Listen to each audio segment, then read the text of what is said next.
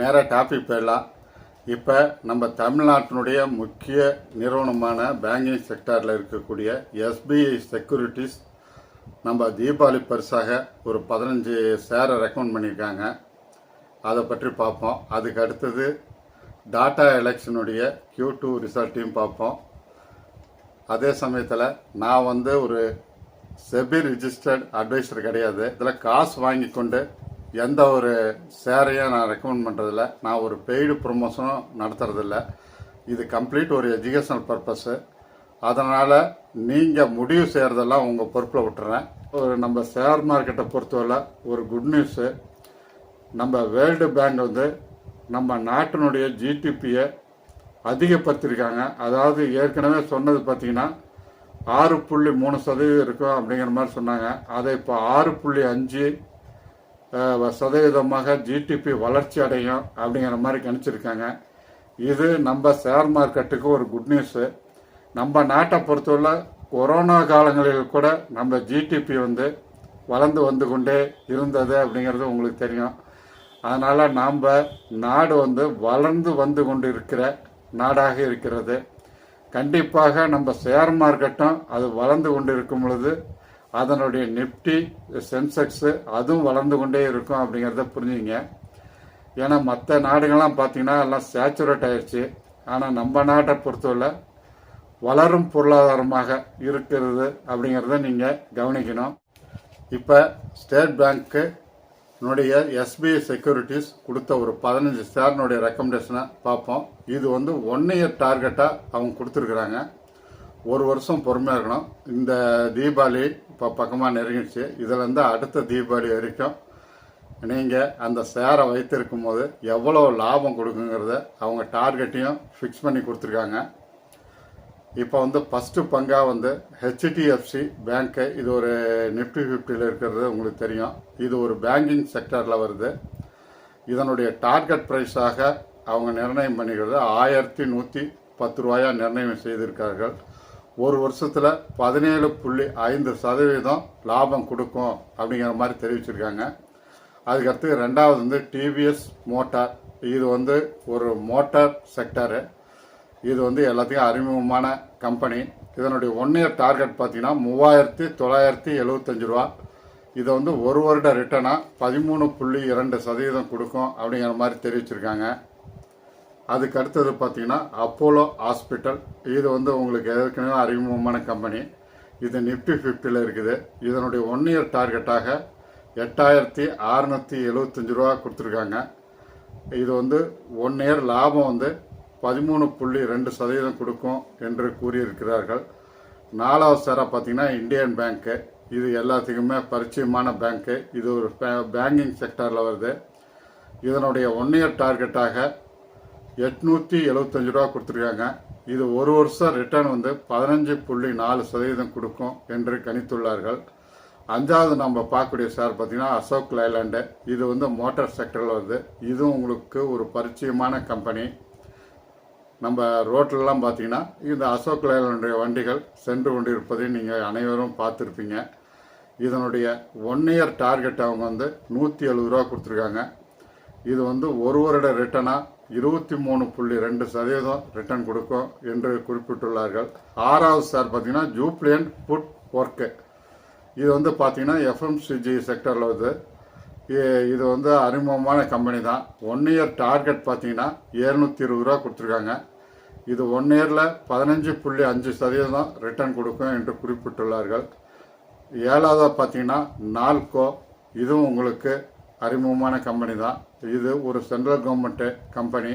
இது aluminium conductor தயாரிக்கும் company. இதனுடைய 1 இயர் டார்கெட்டாக 260 ரூபா கொடுத்துருக்காங்க.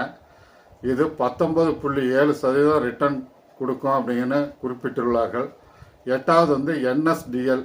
இது உங்களுக்கு அறிமுகமான கம்பெனி. புதுசாக லிஸ்ட் ஆகிருக்கு. அது உங்களுக்கு தெரியும். இது 1 இயர் டார்கெட்டாக 1380 ரூபா கொடுத்துருக்காங்க. இது 15.2% ரிட்டர்ன் கொடுக்கும் என்று குறிப்பிட்டுள்ளார்கள். 9 பார்த்தீங்கன்னா ஆசாட் இன்ஜினியரிங். இது 1 இயர் டார்கெட்டாக 2105 ரூபா கொடுத்துருக்காங்க.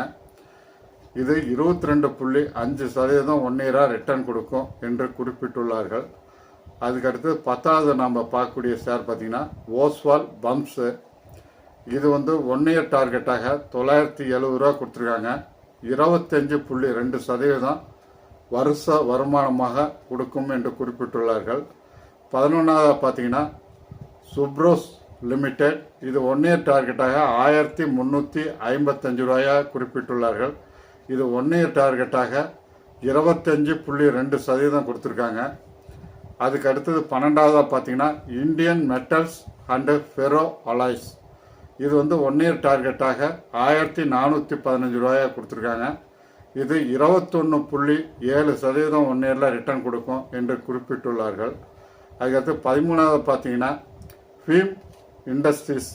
இது பார்த்தீங்கன்னா 1 இயர் டார்கெட்டாக 2340 ரூபா கொடுத்துருக்காங்க. இது 22.5% 1 இயர் ரிட்டர்ன் கொடுக்கும் அப்படின்னு கணிச்சிருக்காங்க. 14வது பார்த்தீங்கன்னா சுவராஜ் இன்ஜினியரிங். இது 1 இயர் டார்கெட்டாக 5112 ரூபாயை குறிப்பிட்டிருக்கார்கள். இது வந்து 24.2% வருஷ ரிட்டனாக இது கொடுக்கும் என்று அவர்கள் கணித்துள்ளார்கள்.